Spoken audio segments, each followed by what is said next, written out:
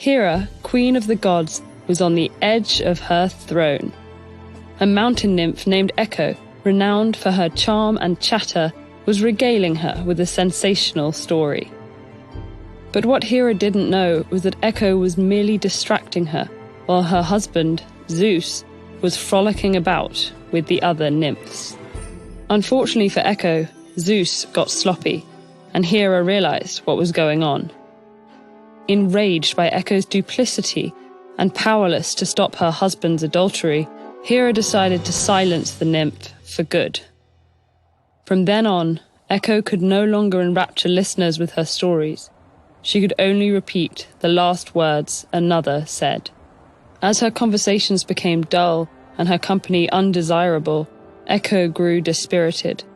One day, while Echo was drifting through the woods, she spotted a young man hunting deer. It was Narcissus, the stunningly beautiful son of a river god and water nymph. After his birth, a seer had given his mother a cryptic prophecy.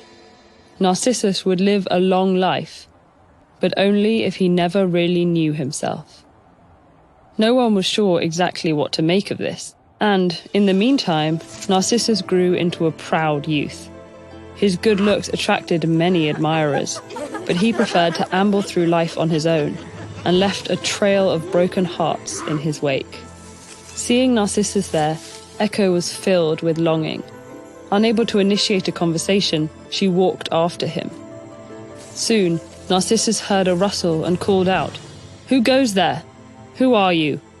Echo revealed herself, but only repeated the word, you, making her tone as endearing as possible as she went to hold him. Agitated, Narcissus said, "Let me go. I can't stay." Echo could only counter with a plea for him to do so. Freeing himself from her embrace, Narcissus snapped, "I'd rather die than have you love me." To which Echo could only cry, "Love me, love me." Narcissus told Echo once more to leave him alone, then faded from her gaze. Echo wandered to a cave, and gradually her heart grew heavy and her body frail, until all that was left of her was her voice, which the wind carried to vast, empty places. Forever after, it could be heard reverberating through hollow caves and rebounding across lonely clearings. But this wasn't even the first time heartbreak over Narcissus had proven fatal. A young man named Amenius had also been cruelly rejected by Narcissus.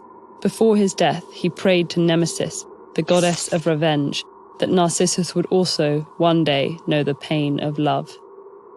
She heard Arminius's pleas, and, upon witnessing Echo's fate, decided that it would be the final affront. It was time for retribution. So, Nemesis set Narcissus towards a clear, glassy pool. As he bent towards the water to drink, he caught sight of a hauntingly beautiful young man.